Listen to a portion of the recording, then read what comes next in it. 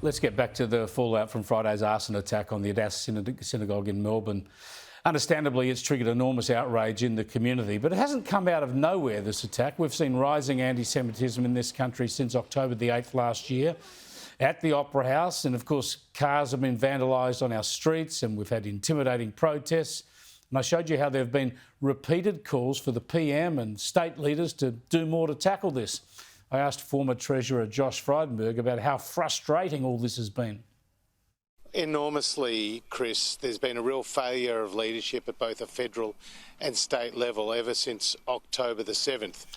Of course, this government has abandoned Israel in their hour of need. But what we're talking about today is not Israel. What we're talking about today is what is happening here at home. And we have seen a rise in violent incidents attacking the Jewish community, which has obviously culminated in the firebombing of the Adass synagogue, where people were actually in the building.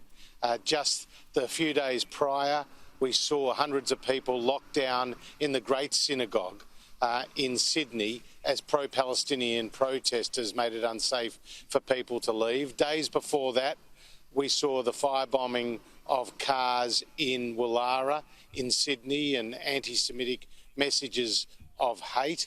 We know that Jewish students have felt unsafe on campus for a long time and authorities have failed to do anything to stop it.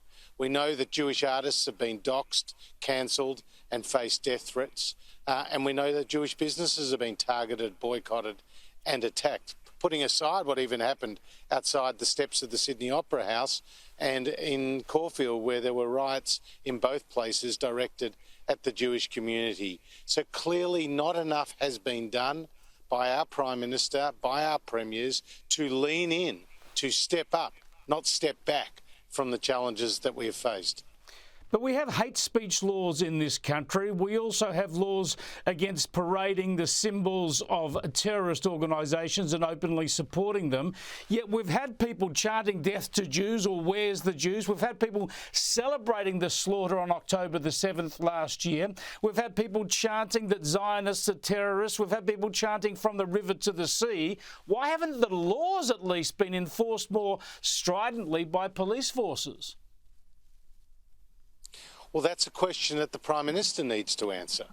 That's the question that our law authorities need to answer. That's why I've said there needs to be a national police task force urgently set up that brings into the tent state police authorities, federal police authorities, intelligence and other security agencies, not to deal with Islamophobia, not to deal with the other isms and the other forms of hate, but to deal with the principal source of hate that we are seeing right now in our country, which is anti-Semitism.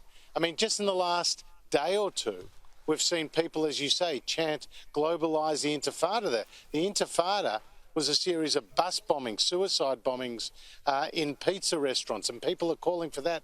Are they here in Australia?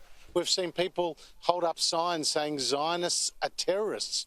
Well, we know John Howard and Peter Dutton and Nova Peris and Julia Gillard and Peter Cosgrove and Dennis Richardson and Lindsay Fox and so many other non-Jewish leaders in our country call themselves Zionists, and here people are effectively calling them terrorists. So why isn't the law being upheld in this regard?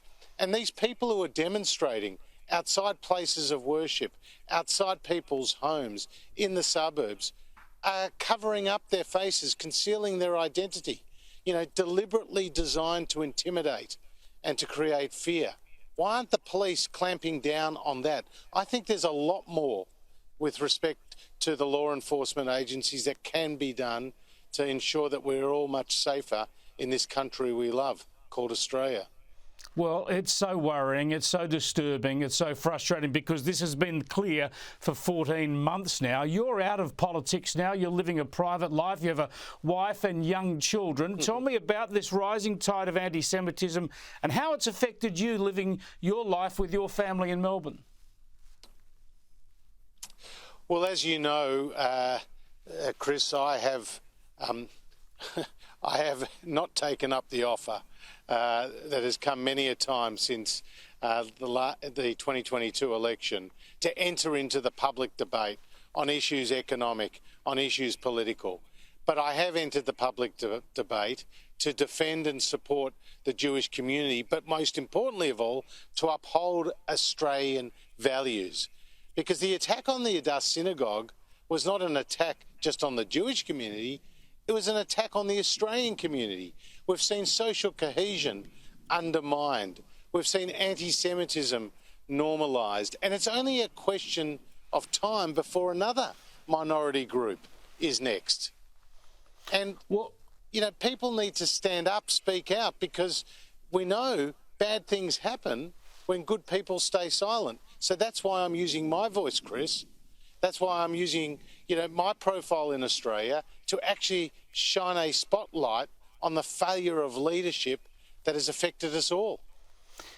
This is very personal, though, when it comes to the Jewish community, and I agree with you. One of the reasons we have to stand up against this is because we're worried about all Australians. This is an attack on the way of life in this country, not just an attack on the Jewish community. But parents are sending their kids to Jewish schools knowing they're being targeted in this way by public incidents, by graffiti. Describe to us that the way that Jewish people in this country have had to actually change the way they go about their daily lives. Well, school principals at Jewish schools are saying to their students, don't wear your school uniform outside the school grounds. I mean, how is that occurring here in Australia? People are fearful of going to their places of worship because there are protesters outside. You've had graffiti, daub, Jew, die outside one of the most prominent and largest Jewish schools here in Melbourne. The list goes on and on and on. Deborah Conway, one of our great singers-songwriters, has faced death threats. She has been cancelled. She has been doxxed simply because she is Jewish. Some of the largest businesses in our country, which are owned by Jewish Australians, have faced boycotts and attacks simply because the owners are Jewish. This is not acceptable. And I don't know why the Prime Minister has refrained from getting on the front foot in this debate. It affects us all, Jewish and non-Jewish. And when you see someone like Nova Peris, an Olympian, an Indigenous champion, stand up and say she apologises to the Jewish community for what they have gone through, and she uses her voice to call for change, you know how widespread the sense of disenchantment with this government's leadership is. Yeah, the Federal Employment Minister, Murray Watt, has said that you're involved in this. What you're saying in this is politically motivated. Well, that's just a very low blow, and it was good to see Mike Kelly call him out and call on him to apologise to me. I'll accept the apology today if he makes it, but if he fails to make it, he'll be continually condemned for those inappropriate and false comments. My family has perished in the Holocaust, and other members, including my mother, have survived it. I care deeply, Chris, about what is happening in Australia right now.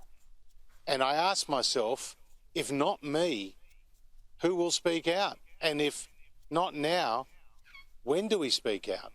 So this is the time that we all need to use our voice, because it's no option to be a bystander when such bad things are happening.